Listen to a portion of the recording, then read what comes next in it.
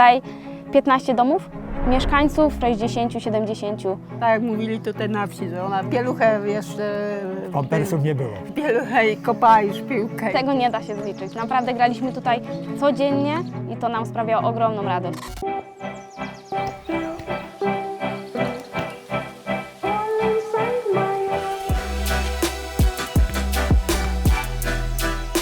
Moi rodzice mają gospodarstwo, więc zawsze coś było można powiedzieć, do roboty. Akurat Ewa nadjechała i był poród.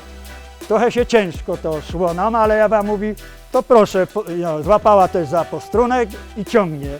I wyciągnęliśmy cielaczka. Pamiętam, że ich sąsiad kiedyś mi zadał pytanie, jak już Ewa była może rok w Koninie, mówi tak, czy Ewa będzie żyła z piłki? Ja mówię, będzie żyła z piłki. Wow, i to było takie wow, że ja tak powiem szczerze, ja sobie stanęłam z boku i mówię, ale czy ja mogę w ogóle z nią trenować? Nawet w wieku 15 lat była lepsza od zawodniczek, które miały 10-letni staż w Ekstraklasie.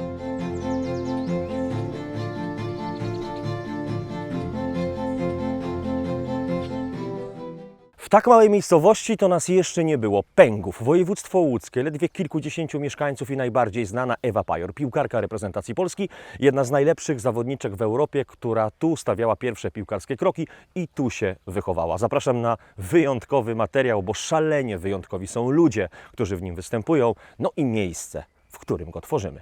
Zaczynamy. Za mną stoi bramka, na którą oddam nie wiem ile strzałów. Graliśmy tutaj z moim kolegą i z moimi siostrami. Czasami przychodził również mój brat. Codziennie pomagaliśmy rodzicom, ale codziennie również był punkt, że tutaj się spotykaliśmy i graliśmy w piłkę. Siano, przewracanie. Teraz oczywiście są maszyny, ale wcześniej tego nie było. Pyliliśmy buraki, doiliśmy krowy, zbieraliśmy ziemniaki, kopaliśmy ziemniaki. To wszystkie prace, które się robi w rolnictwie.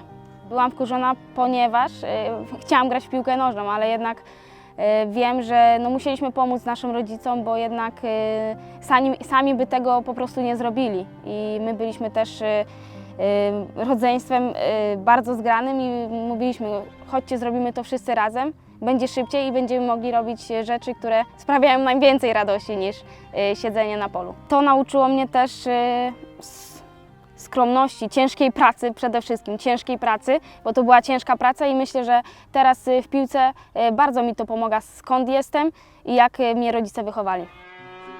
Codziennie tutaj przychodzę o 5 godzinie, doję krówki, a tutaj mam cielaczki takie po porodzie. To jest taki pierwszy odchów. Każdy swoje tu ma miejsce.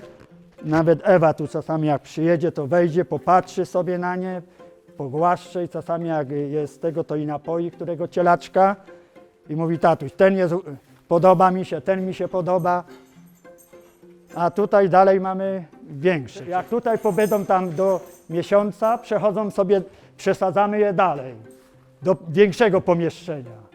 No i tutaj też dostawają jedzenie już inne. No i później jak te znów podrosną, to są znów takie, są już większe znów. A stąd już idą na sprzedaż, jak dorosną do 18-19 miesięcy. Ja to zwierzęta też kocham, przytulę, pogłaszczę, to mnie cieszy. Wcześniej może gdy byłam właśnie mniejsza, to może mówię, kurczę, nigdy nie byliśmy na wakacjach z rodzicami, a inne dzieci jeżdżą. Ale teraz jak sobie o tym myślę, to mówię, ale było super i nie zmieniałabym mojego dzieciństwa na żadne inne. Pierwszy mój telefon dostałam, gdy wyjeżdżałam dopiero do Konina, czyli w wieku 12-13 lat. Komputera nie mieliśmy, po prostu to było takie dzieciństwo beztroskie.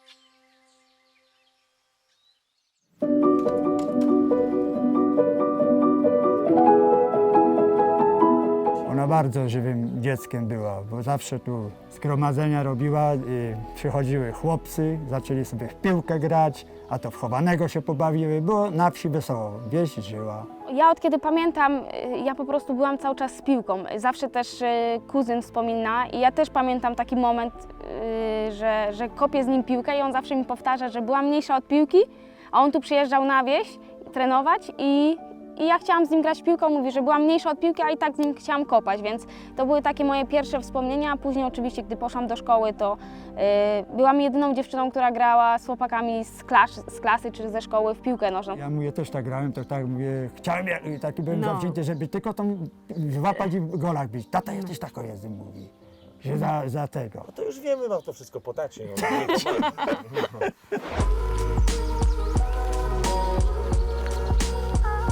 Mając świadomość, że naprawdę jest to nieprzeciętny talent, stworzyliśmy drużynę dziewcząt w tej szkole i również tutaj mieliśmy treningi dla dziewczynek. Ewa tutaj się rozwijała wszechstronnie.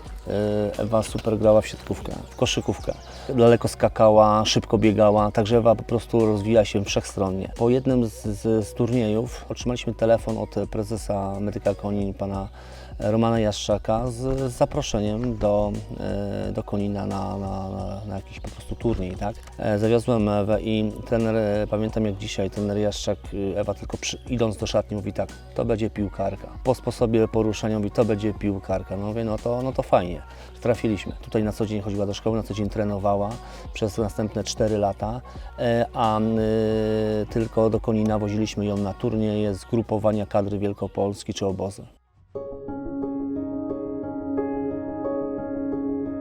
Chodziła tu do trzeciej, czwartej klasy, wyjeżdżała do Konina, to ona mi wychodziła z domu na kierowca stał, no przyjechał trener po nią, żeby ją zabić do Konina, no w domu płakała. A ja mówię, dlaczego płaczesz? Jak nie chcesz jechać, to zostań w domu, nie płacz. Nie, bo ona, ale przyjeżdżał, podjeżdżał samochodem, ona wsiadała, jechała. Byłam wtedy bardzo młoda, miałam, nie wiem, może z 19 lat i pracowałam z taką grupą zawodniczek 94 rocznika, pamiętam, w szkole w Zespole Szkół Górniczo-Energetycznych w Koninie.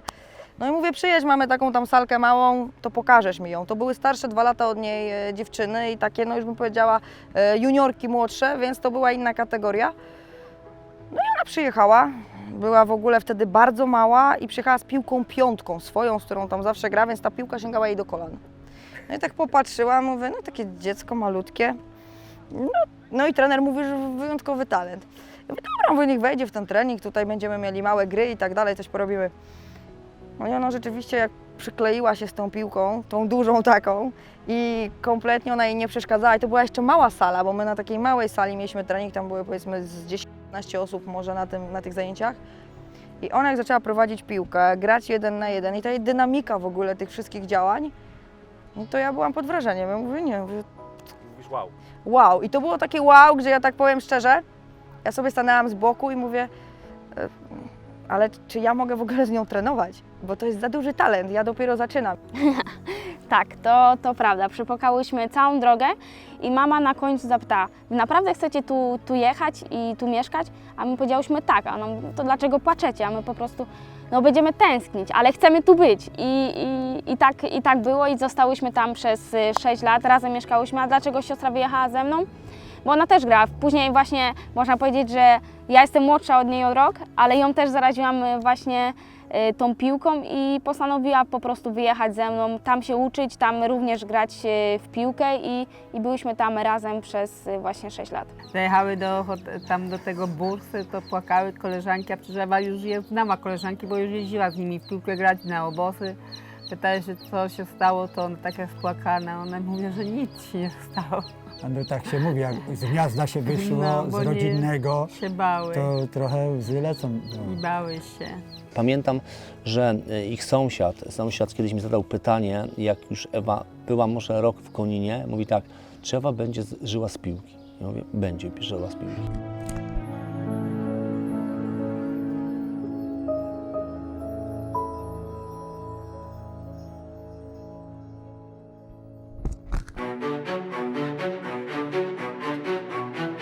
Ja w ogóle nie mam problemu z wprowadzaniem młodych zawodniczek. Od samego początku pracowałam na każdym poziomie, więc dla mnie to nie jest problem, żeby wiedzieć, kto sobie poradzi. A ona musi sobie poradzić, bo ona przede wszystkim, jeżeli chodzi o aspekt motoryki, ona nigdy nie odstawała, była zawsze lepsza od wszystkich. Nawet w wieku 15 lat była lepsza od zawodniczek, które miały 10-letni staż w ekstraklasie i tak dalej. Ja nie obawiałam się, bo wiedziałam, że jak trzeba będzie dać jej parasol, to ona dostanie ten parasol. I ja też Wam powiem taką historię, pamiętam, jak jeździliśmy na te turnieje dzieciaków, wielgusy, te tymbarki i tak dalej. Wracaliśmy, zawsze jeździliśmy takim busem, ona wracała tak, z rowerem, z boomboxem, z jakimiś takimi gadżetami, kurczę, piłkami, kolejny turniej, kolejna piłka dla Ewy. Wiecie, no w takiej grupie 10-11-latków to też tak trochę trudno wytłumaczyć dziewczynom, że ciągle Ewa jest najlepsza, żeby nie patrzyły na nią przez pryzmat takiej trochę zazdrości. No miałyśmy takich kilka rozmów, gdzie Ewa też fajnie, że miała ten rower, ona pokazywała, a ja ten rower dam siostrze, a to dam komuś, mam dużo rodzeństwa. I w ogóle to było na takiej zasadzie, że każdy jakby rozumiał, że ona też to wszystko jakby dzieli się tym. To nie jest tak, że ja.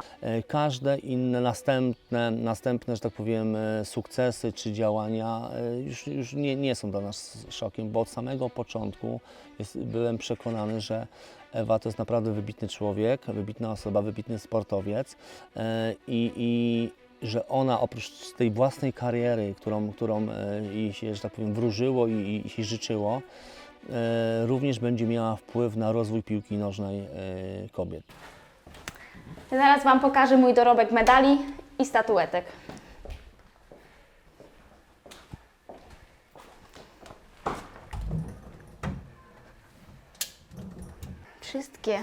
Wszystkie są szczególne. No, piłkarka roku. Piłkarka roku. A jest tutaj, no przecież. Na samym brzegu. A nie, to nie jest ten. To jest finał. A tutaj jest. Tutaj jest ten.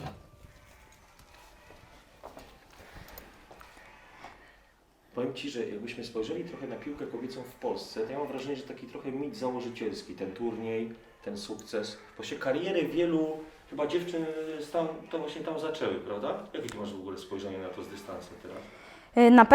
Na pewno po tym turnieju i po naszym sukcesie gdzieś ta piłka nożna kobiet na pewno zdecydowanie została doceniona, została zauważona przede wszystkim w Polsce, więc na pewno ten sukces to był taki krok do przodu w kobiecej piłce nożnej. A jak mówimy o jakimś niezrealizowanym marzeniu Ewy Pajor do tej pory, to tak jak u Pauliny Dudek, turniej, wiesz, seniorski? Tak, jak najbardziej, bardzo. Moim takim marzeniem i takim celem zdecydowanie jest pojechać na turniej, czy to Mistrzostwa Europy, czy Mistrzostwa Świata, ale pojechać z seniorską reprezentacją na wielki turniej.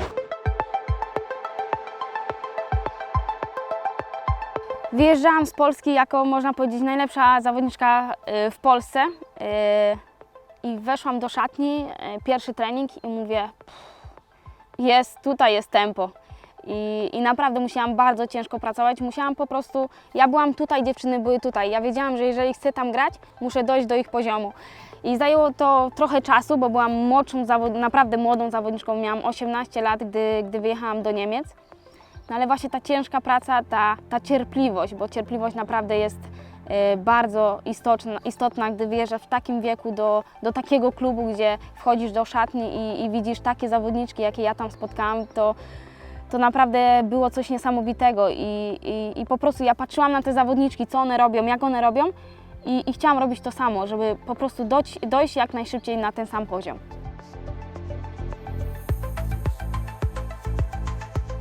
Pierwsze problemy tak naprawdę już pojawiły się gdzieś w Koninie. Właśnie gdy wyjechałam do Wolfsburga, naszym właśnie sponsorem jest optyk. Co roku chodzimy do niego na te badania i właśnie w pierwszym roku poszłam na takie badania i się okazało, że ten wzrok nie jest dobry.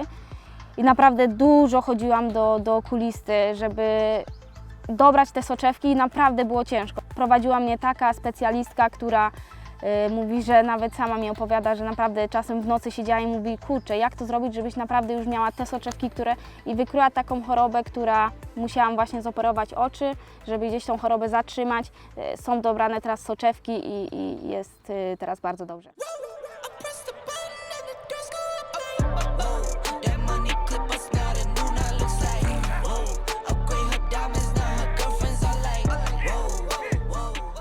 Trzech ofensywnych zawodników, zawodniczki. No i Lisek. Lisek też nie bierze się z niczego. Ten Lisek był też mocno przemyślany. Charakteryzuje również naszą całą trójkę takich trzech lisów pola karnego. Lisice, lis jeden. Wiesz, sprytnie, tu szybcy, gdzieś tam wykończenia. Także to taka idea była.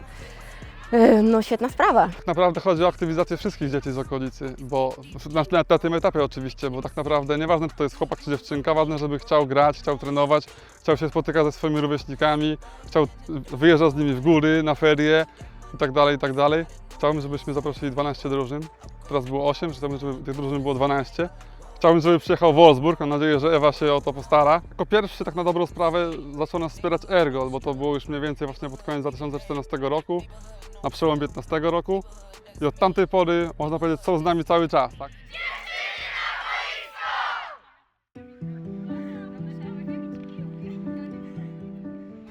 Jeżeli kochacie, lubicie to, co robicie, po prostu nawet pochodzicie z małej wioski, czy pochodzicie z dużego miasta, to nie ma znaczenia, możecie grać w piłkę nożną.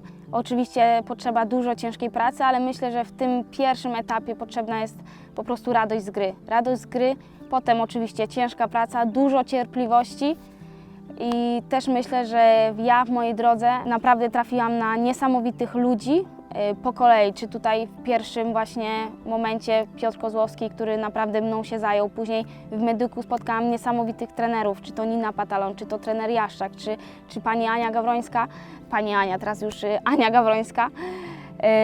Potem w Wolfsburgu znowu trafiłam na niesamowitych ludzi, którzy naprawdę mi chcą pomagać i myślę, że to jest też bardzo ważne.